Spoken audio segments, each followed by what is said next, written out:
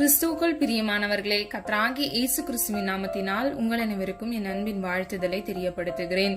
கர்த்தர் இன்று உங்களுக்காக கொடுக்கும் அதிசயமான வசனம் எரேமியா 31வது அதிகாரம் 9வது வசனம். அழுகையோடும் விண்ணப்பங்களோடும் வருவார்கள், அவர்களை வழி நடத்துவேன். அவர்களை தண்ணீருள்ள நதி அண்டைகளுக்கு இடராத செம்மையான வழியிலே நடக்க பண்ணுவேன். இஸ்ரவேலுக்கு நான் பிதாவா இருக்கிறேன். ஹல்லேலூயா. பிரியமானவர்களே, இந்த வசனத்தின்படி கர்த்தர் நம்மை வழிநடத்தி செல்லுகிறவராய் இருக்கிறார். அது மாத்திரமல்ல, முதல் பகுதியை பாருங்க, அழுகையோடும் விண்ணப்பங்களோடும் வருவார்கள். ஹல்லேலூயா. பிரியமானவர்களே, இன்னைக்கு உங்களுடைய வாழ்க்கையில வெவ்வேறான விண்ணப்பங்களை வைத்து நீங்கள் கர்த்தருடைய சமூகத்திலிருந்து ஒரு விடுதலைக்காக, ஒரு அற்புதத்துக்காக நீங்க காத்து கொண்டிருக்கலாம். நீங்கள் முதலாவது கர்த்தர் அண்டையில் வர வேண்டும் என்று இந்த வசனத்தின் வழி நாம் அறிந்து கொள்ளலாம். இரண்டாவதாக, அவர்களை வழி நடத்துவேன். ஹல்லேலூயா. அதாவது கர்த்தராகிய தேவன் அவரை நோக்கி வருகிற ஒவ்வொரு பிள்ளைகளையும் வழிநடத்தி செல்லுகிறவராய் இருக்கிறார். மூன்றாவது பாருங்க, அவர்களை தண்ணீருள்ள நதி அண்டைகளுக்கு இடராத செம்மையான வழியில், அதாவது விழுந்து போகாதபடிக்கு செம்மையான நல் வழியில் அவர் நடக்க பண்ணுகிறார். ஹல்லேலூயா. கர்த்தருடைய வழிநடத்துதலை நாம் பெற்றுக்கொள்வதற்கு நாம் கர்த்தரிடத்தில் முதலாவது வர வேண்டும். என்னிடத்தில் வருகிறவனை நான் புறம்பே தள்ளுவதில்லை என்று அவர் கூறுகிறார். பிரியமானவர்களே, ஒரு மனிதன் எவ்வளவு கொடிய பாவங்கள் செய்தாலும், அவன் துரோகியாக இருந்தாலும், தம்மிடத்தில் வருகிறவர்களை அவர் ஒதுக்கி தள்ளுவதே இல்லை. ஹல்லேலூயா. நம் ஒவ்வொருவரையும் அவர் பத்திரமாய் வழிநடத்தி செல்லுகிறவராய் இருக்கிறார். அது மாத்திரமல்ல, அதிசயங்களை காண செய்து சமாதானத்தையும் மகிழ்ச்சியும் அடைய செய்வார். இரண்டாவதாக, கர்த்தரின் சமூகத்தை நாம் நோக்க வேண்டும். ஆதார வசனம் 43வது சங்கீதம் 1வது வசனம். உமது வெளிச்சத்தையும் உமது சத்தியத்தையும் அனுப்பியருளும், அவைகள் என்னை நடத்தி உமது பரிசுத்த பர்வதத்திற்கும் உமது வாசஸ்தலங்களுக்கும் என்னை கொண்டு போவதாக. ஹல்லேலூயா. பிரியமானவர்களே, முதல் பகுதியை பாருங்க, உமது வெளிச்சத்தையும் உமது சத்தியத்தையும் அனுப்பி அருளும். அதாவது ஒரு மனிதன் வெளிச்சம் இருக்கும் பொழுதுதான் அவன் அந்த வழிகளில் நடக்க முடியும். இதுவே இருளில் இருந்தால் அவன் இடறி விழுகிறவனாயிருப்பான். பிரியமானவர்களே, இருட்டில் ஒரு மனிதனால் நடக்க நேர்ந்தால் அவனுடைய பாதையை விட்டு அவன் விலக நேரிடும். அது மாத்திரமல்ல, தவறான பாதையில் செல்ல நேரிடும். கர்த்தரின் வழிநடத்துதலை நாம் பெற அவரது வெளிச்சம் நமக்கு தேவை. கர்த்தரின் வெளிச்சம் தேவனுடைய வார்த்தைகளினாலே கடந்து வருகின்றன. உம்முடைய வசனம் என் கால்களுக்கு தீபமும் என் பாதைக்கு வெளிச்சமுமா இருக்கிறது என்று 119வது சங்கீதம் 105வது வசனத்தின் மூலம் நம்ம அறிந்து கொள்ளலாம். அப்போ நம்முடைய வாழ்க்கையில நாம் கர்த்தரிடத்தில் இருந்த அந்த வெளிச்சத்தை எப்படி பெற்றுக்கொள்வோம் என்றால், கர்த்தருடைய வசனமே நமக்கு வெளிச்சமாக, நம்முடைய கால்களுக்கு தீபமாக, நம்முடைய பாதைக்கு வெளிச்சமாக இருக்கிறது. ஹல்லேலூயா. பிரியமானவர்களே, கர்த்தரை நோக்கி பார்க்கும் போது இவ்வெளிச்சத்தை பெற்றுக் கொள்கிறோம். பிரியமானவர்களே, வேதம் இப்படியாக சொல்லுகிறது. 34வது சங்கீதம் 5வது வசனத்தில், அவர்கள் அவரை நோக்கி பார்த்து பிரகாசம் அடைந்தார்கள். ஹல்லேலூயா. பிரியமானவர்களே, அவரை நோக்கி பார்க்கிற ஒவ்வொருவரும் பிரகாசம் அடைவார்கள். அந்த பிரகாசமான ஒளி நம்மை நலமான பாதையில் நடத்தும். ஹல்லேலூயா. யாரெல்லாம் விசுவாசிக்கிறீங்க? விசுவாசிக்கிறவங்க ஆமீன் சொல்லி பெற்றுக்கொள்ளுங்க. பிரியமானவர்களே, முதலாவது நம்ம கர்த்தருடைய வழியில் நடக்கிறதை நம்ம அறிந்து கொண்டோம். இரண்டாவது, அவருடைய சமூகத்தை நாம் நோக்கி பார்த்து அவருடைய பாதையில் அவரிடத்திலிருந்து வெளிச்சத்தை வாங்கி நாம் நடக்கிறவர்களாய் நாம் இருக்க வேண்டும். மூன்றாவதாக, கர்த்தருக்கு ஒப்பு கொடுக்க வேண்டும். ஆதார வசனம் அப்போஸ்தலர் 9வது அதிகாரம் 6வது வசனம். அவன் நடுங்கி திகைத்து, ஆண்டவரே, நான் என்ன செய்ய சித்தமாய் இருக்கிறீர் என்றான். அதற்கு கர்த்தர், நீ எழுந்து பட்டணத்துக்குள்ளே போ, நீ செய்ய வேண்டியது அங்கே உனக்கு சொல்லப்படும் என்றார். ஹல்லேலூயா. பிரியமானவர்களே, பவுல் இதை சொல்லுகிறதை நம்ம அறிந்து கொள்ளலாம். அவர் முதலாவது நடுங்கி திகைத்து ஆண்டவரை நோக்கி, நீர் எனக்கு என்ன செய்ய சித்தமாய் இருக்கிறீர் என்றான். அதற்கு கர்த்தர் அவனுக்கு ஒரு காரியத்தை பின்பற்றுவதற்கு கட்டளையிடுகிறார்.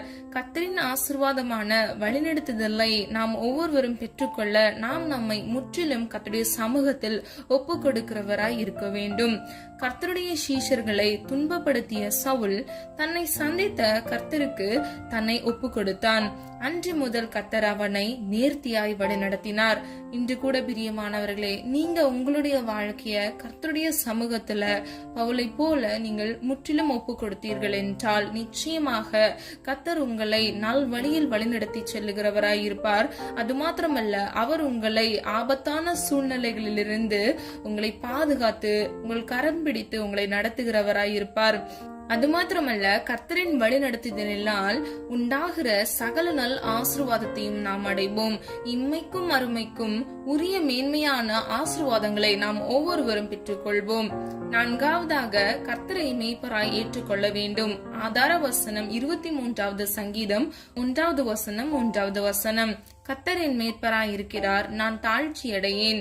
அவர் என் ஆத்துமாவை தேற்றி தம்முடைய நாமத்தின் நிமித்தம் என்னை நீதியின் பாதைகளில் நடத்துகிறார். ஹல்லேலூயா. பிரியமானவர்களே, கர்த்தரை நமது மேய்ப்பராக நாம் ஏற்றுக்கொண்டு அவர் பின் செல்ல நாம் நம்மை ஒப்பு கொடுக்க வேண்டும். இரண்டாவது, நானே நல்ல மேய்ப்பன் என்று சொன்ன இயேசு கிறிஸ்து நமக்கு முன் செல்கிற மேய்ப்பராக இருக்கிறார். ஹல்லேலூயா. அவருக்கு பின் சென்றால் கர்த்தரின் வழி நடத்துதலை பூரணமாய் நாம் பெற்றுக்கொள்ள முடியும். கர்த்தர் நமக்கு முன் சென்று நம்முடைய வாழ்க்கையில் இருக்கக்கூடிய எல்லா தடைகளையும் நீக்கி விடுவார். இன்று அநேக காரியங்களில் சத்துருக்களினாலேயோ அல்லது பொல்லாத மனிதர்கள் மூலமாகவோ உங்களுடைய வாழ்க்கையில் தடைகள் ஏற்படலாம். ஆனால் நம்முடைய கர்த்தரும் இரட்சகருமாய் இருக்கிற இயேசு கிறிஸ்து சகல தடைகளையும் நீக்கி நம்மை நல்வழி நடத்துகிறவராகவே இருக்கிறார். பிரியமானவர்களே, வேதம் இப்படியாக சொல்லுகிறது. மீகா 2வது அதிகாரம் 13வது வசனத்தின்படி, தடைகளை நீக்கி போடுகிறவர் அவர்களுக்கு முன்பாக நடந்து போகிறார். இன்று திருமண காரியங்கள்ல, வேலை கிடைக்கின்ற காரியங்கள்ல, குழந்தை பிறக்கும் காரியங்கள்ல, பயணங்கள்ல, பள்ளி கல்லூரியில் இடம் கிடைக்கிற காரியங்கள்ல பல தடைகள் சில மனிதர்களுக்கு இருக்கிறது. அது மாத்திரமல்ல, வீடு கட்டும் காரியங்களிலும் தொழிலகத்தில் குறிப்பிட்ட நாளில் சில காரியங்களை செய்து முடித்து நாம் அந்த வேலையை அனுப்பி வைக்கிற காரியங்கள்ல தடைகள் உண்டாகிறது. நம்முடைய வாழ்க்கையில் தடைகளை ஒருவரால் அகற்ற முடியும் என்றால் அது கர்த்தராகிய இயேசு கிறிஸ்து ஒருவரால் மாத்திரமே செய்ய முடியும். பிரியமானவர்களே, நம்முடைய சொந்த முயற்சியினால நம்மால எதையுமே செய்ய முடியாது. ஒருவேளை நீங்க 50% செய்யலாம், 100க்கு 100 உங்களுடைய வாழ்க்கையில் நீங்கள் ஒரு அற்புதத்தையும் ஆசீர்வாதத்தையும் சுதந்திரித்துக் கொள்ள வேண்டும் என்றால் கர்த்தர் தாமே உங்களுக்கு கிருபை செய்ய வேண்டும். ஹல்லேலூயா. பிரியமானவர்களே, நேற்றும் இன்றும் என்றும் மாறாத இயேசு கிறிஸ்து நம்முடைய தடைகளை நீக்கி போட வல்லவராய் இருக்கிறார். இன்று நாம் கர்த்தரிடத்தில் வந்து அவரிடத்தில் நம்மை ஒப்பு கொடுக்கும் போது அவர் சமூகம் நமக்கு முன்பாக செல்லுகிறது.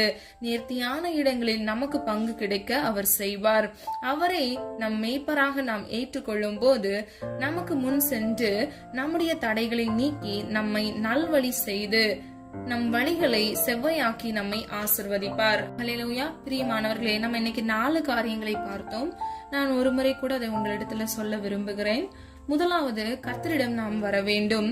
இரண்டாவது, கர்த்தரின் சமூகத்தை நாம் நோக்கி பார்க்க வேண்டும். மூன்றாவது, கர்த்தருக்கு நம்மை நாம் ஒப்பு கொடுக்க வேண்டும்.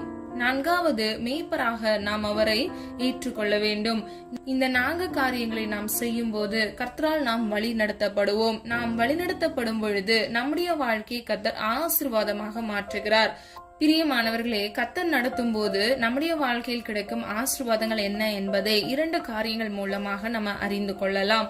முதலாவது, கர்த்தர் நடத்தும் போது குறைவிராது.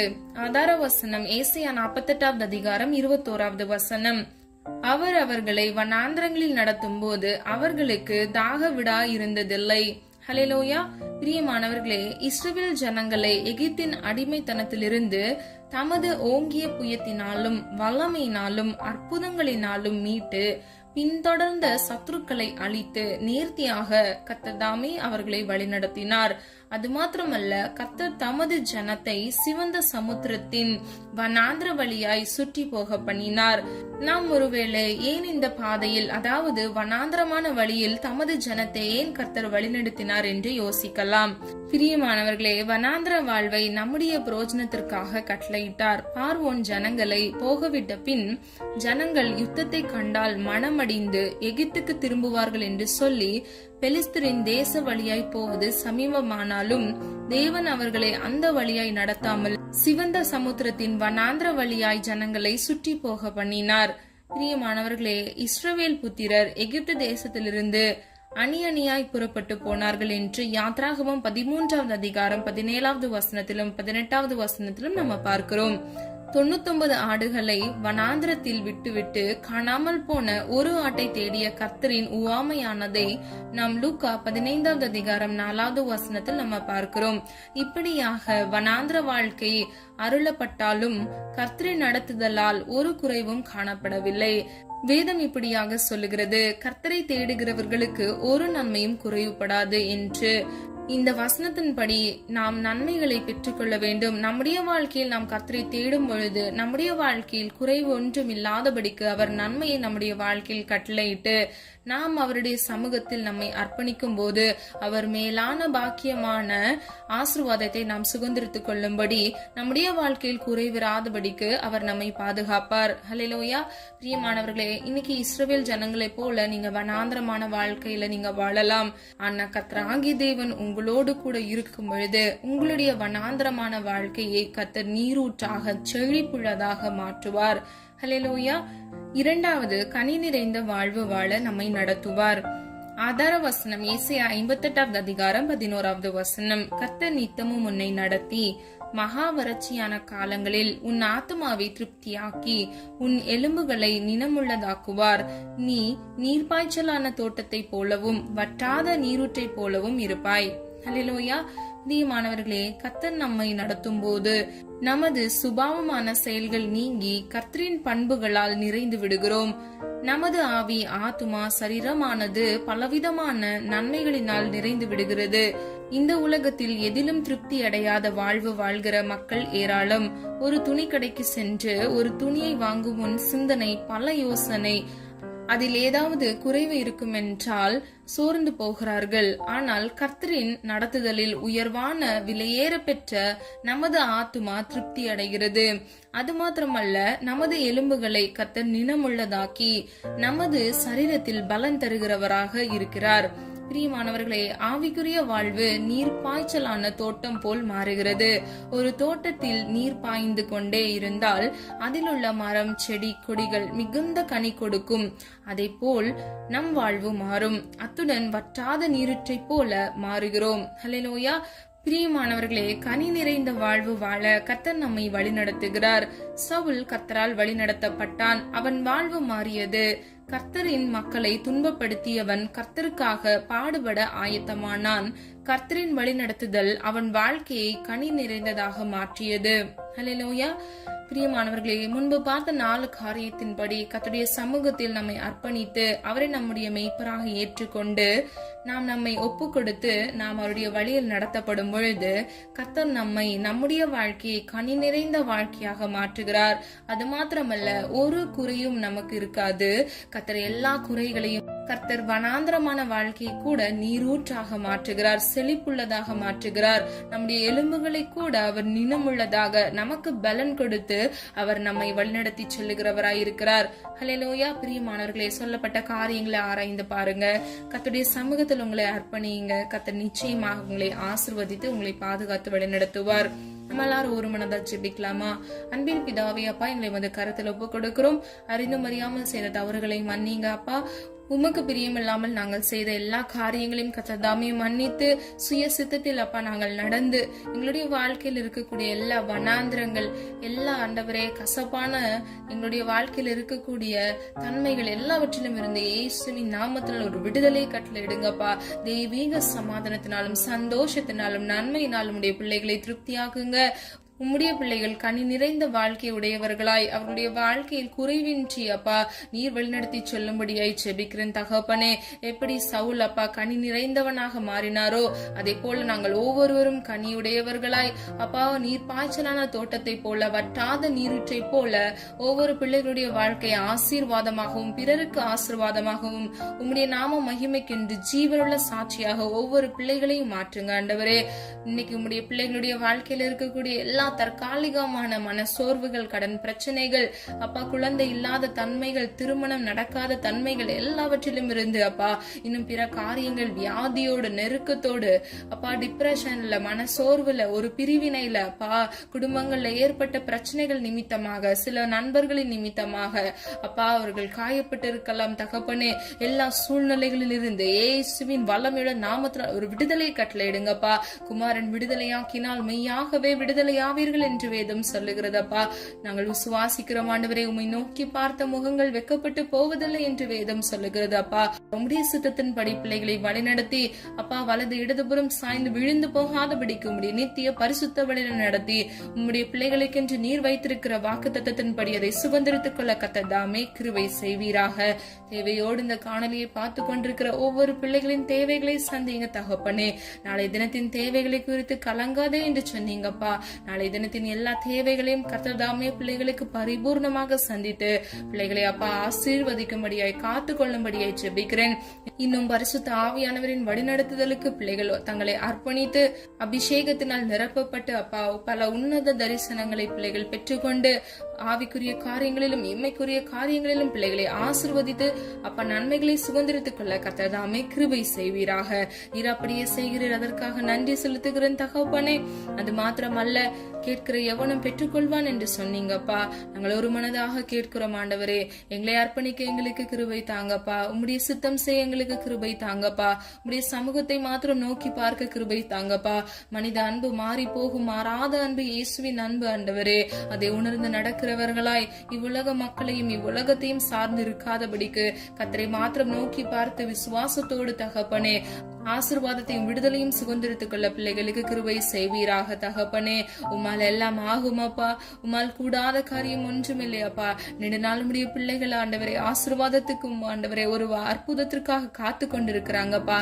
கேட்கிற எவனும் பெற்றுக்கொள்வான் என்று சொன்ன வசனத்தின்படி இன்று உடைய பிள்ளைகளுக்காக மனம் இறங்குங்கப்பா.